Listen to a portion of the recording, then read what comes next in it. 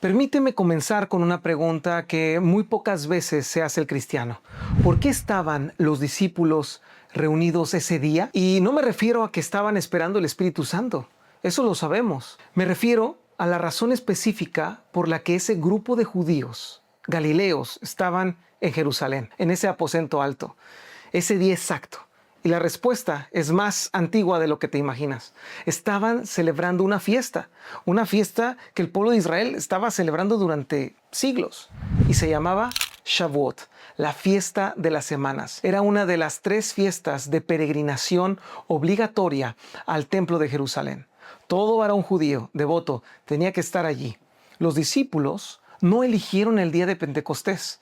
El día de Pentecostés los eligió a ellos. Y cuando entendemos esto, toda nuestra perspectiva sobre esta fiesta cambia. Porque lo que se llama comúnmente el nacimiento de la iglesia, y no vamos a entrar en un tema teológico, fue en realidad el cumpleaños de esta fiesta que Dios ya había celebrado antes, con fuego, con viento y con voces que el pueblo no pudo soportar. Y esta enseñanza es sobre eso, el patrón que Dios repite en su palabra, sobre el fuego que Él ya había encendido, incluso mucho antes que cayera sobre 120 personas. Ahora, comencemos con matemáticas simples, porque en la Biblia los números no es una mera decoración, sino son mensajes. Los números contienen arquitectura. La palabra griega Pentecostés significa exactamente una cosa: número quincuagésimo, el día número 50. Y en Levítico 23 nos da la instrucción y nos dice: contaréis desde el día siguiente al sábado, al día de reposo, 7 semanas completas. Hasta el día siguiente, al séptimo día de reposo, contaréis 50 días. 50 días después de la Pascua. Así que la Pascua es la meta, es el punto de despegue. Y el número 50 también resuena con otra realidad bíblica que no podemos pasar por alto, porque es importante hablar del año del jubileo. Levítico 25 nos ordena que cada 50 años Israel declaraba en libertad total a las personas, las deudas quedan canceladas, los esclavos son liberados, las tierras devueltas. El 50 es el número de la restauración completa. Y entonces esta celebración de Pentecostés llega cargado con un peso simbólico, con mucho significado en toda la Biblia. Ahora, no es una celebración nada más así, es una declaración del jubileo. ¿Y por qué digo esto? Porque en Hechos capítulo 2, Pedro se levanta ante una multitud de judíos que venían de todo el mundo conocido, y él explica y declara: todo aquel que invocare el nombre del Señor será salvo. Este famoso versículo pronuncia algo increíble en esta fiesta. Él está pronunciando el más grande edicto del jubileo de toda la historia, donde las deudas eran canceladas, donde los cautivos eran liberados. En ese momento, el grupo que estaba escuchando atendió la voz de Pedro y dijo: ¿qué haremos para ser salvos? Y entonces empieza ese nuevo nacimiento que impactó en ese momento Jerusalén. Ahora necesito detenerme aquí con ustedes un poco de tiempo en algo que pocos mencionan, porque requiere entrar al hebreo. Y claro, no necesitas ser un estudiante del hebreo para entenderlo, pero vale la pena, porque cuando vean esto, no podrán leer Hechos 2 de la misma manera. El nombre hebreo de la montaña donde Dios entregó la ley se llamó Horeb. En hebreo, Joreb. Este nombre proviene de la raíz verbal harab. Esto significa, primeramente, arder con calor seco, quemar con desolación, connota finalmente fuego. Ahora, no es una montaña con un nombre elegido por accidente geográfico, es literalmente el lugar ardiente. La misma raíz, Jereb, puede referirse a espada, a ese objeto que corta, que quema, y qué irónico que se dio la palabra en ese lugar. Y el Nuevo Testamento lo define como espada de 2 filos, que penetra hasta partir el alma. Es un nombre que lleva dentro la naturaleza de Dios mismo, el Dios que lo habitó, porque Él es fuego consumidor. El primer encuentro de Moisés con Dios ocurre ahí, ocurre en una zarza que ardía y que no se consumía. El primer símbolo teológico que vemos en esta revelación divina, Dios manifestándose al hombre. Ahora, en Israel es ese fuego que arde, es ese fuego que no se consume. Luego lo vemos en Éxodo 19, cuando Dios desciende sobre la montaña para entregar la Torá, la ley. El texto dice que todo el monte Sinaí humeaba, porque Jehová, Adonai, había descendido sobre el fuego y el humo subía como el humo de un horno. La montaña ardía.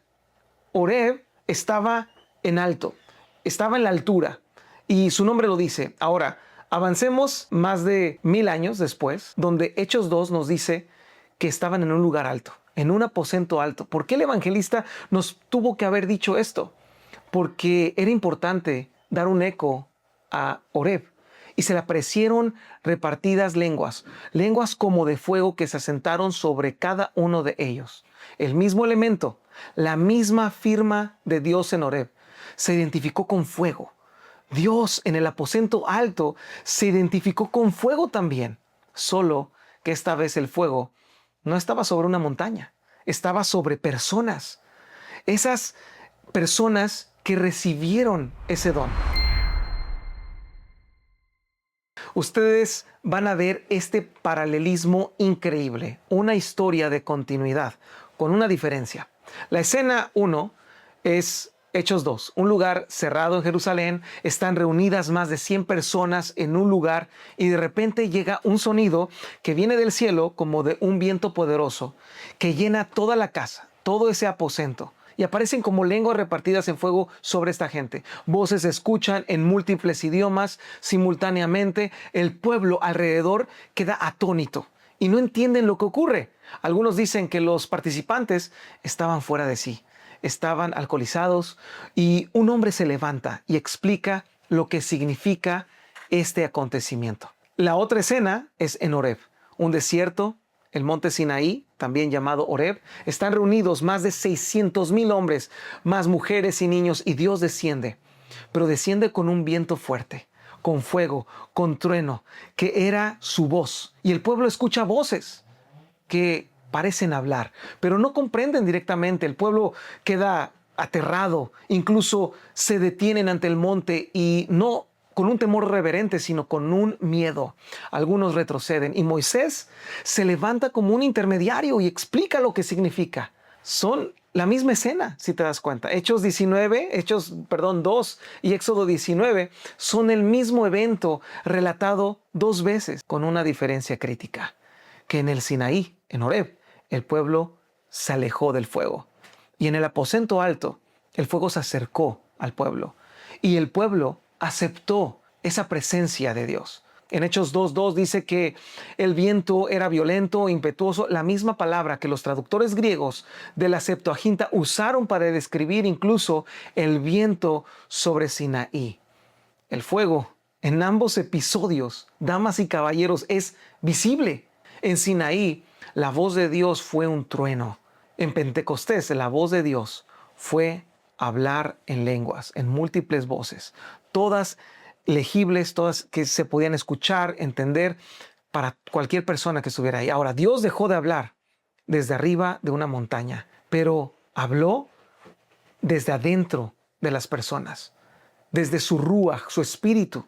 La montaña se hizo gente.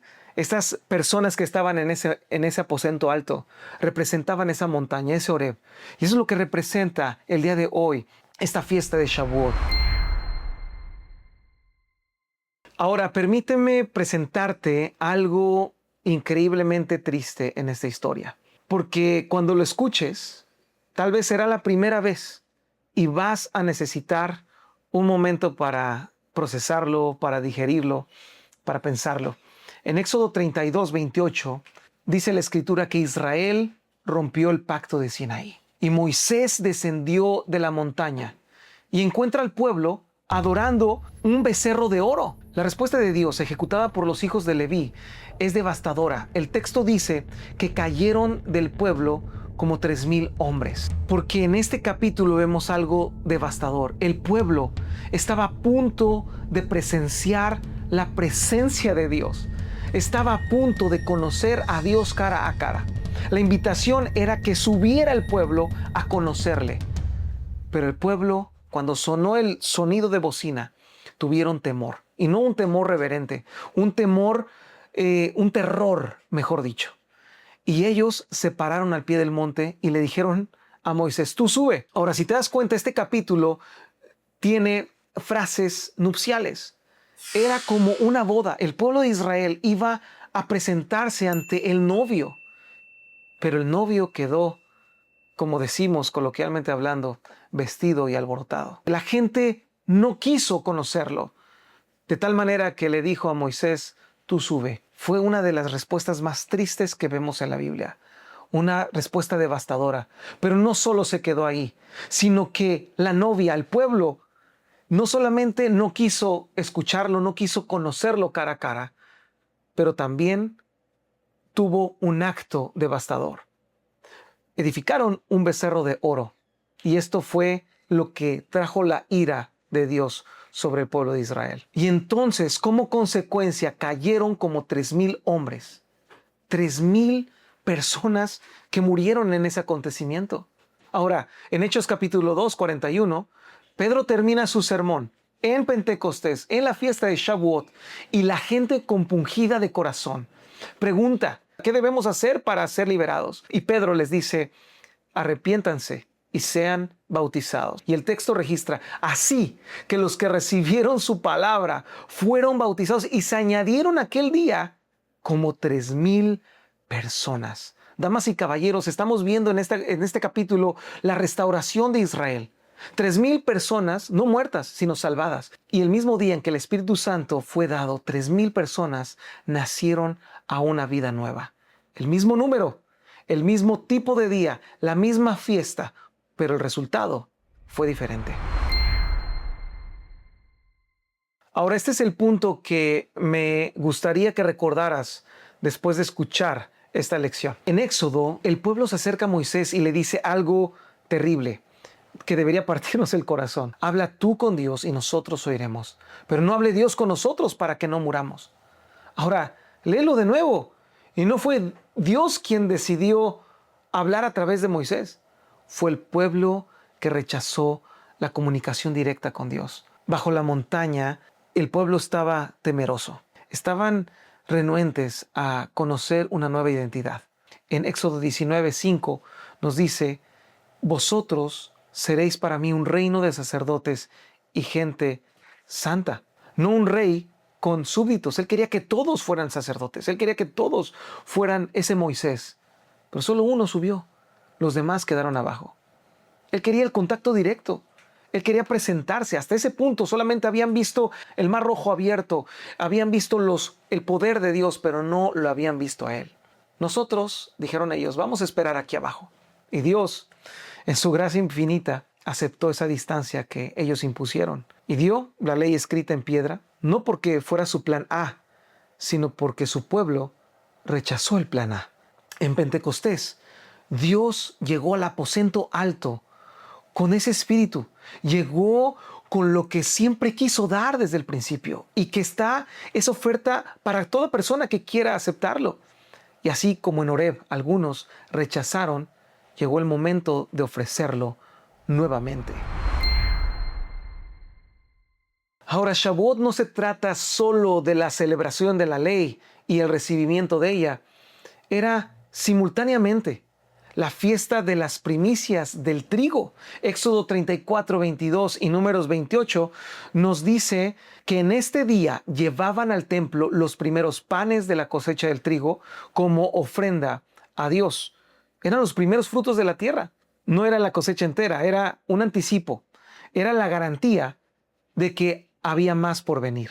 Santiago 1:18 nos llama a los creyentes primicias de sus criaturas. El apóstol Pablo en 1 Corintios 15 llama a Jesús mismo las primicias de los que durmieron. Ahora, el lenguaje de las primicias no es accidental ni es una decoración lingüística.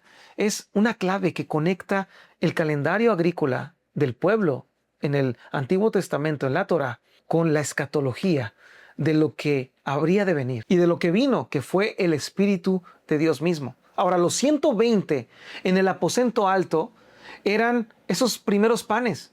Cualquier judío que leyera esto en el primer siglo hacía un eco a toda esta fiesta, el trigo más temprano de una cosecha que todavía no había comenzado. Y no era la última. Y ese mismo día, cuando Pedro salió a predicar, llegaron 3,000 espigas más. El campo estaba listo para una siega increíble. En el Evangelio de Juan, Jesús dijo: alzad vuestros ojos y mirad los campos porque ya están blancos para la siega. ¿Y a qué siega se refería? Lo que ocurrió en Pentecostés.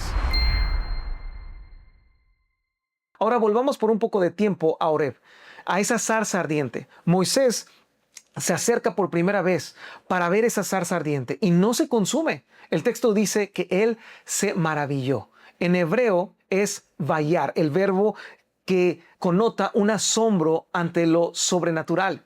Y Dios le habla desde el fuego. Ese momento anticipa todo lo que iba a venir. El fuego divino como la presencia de Dios, como una voz contundente y como una comunión. Pero también anticipa algo más específico: el fuego que toca sin destruir.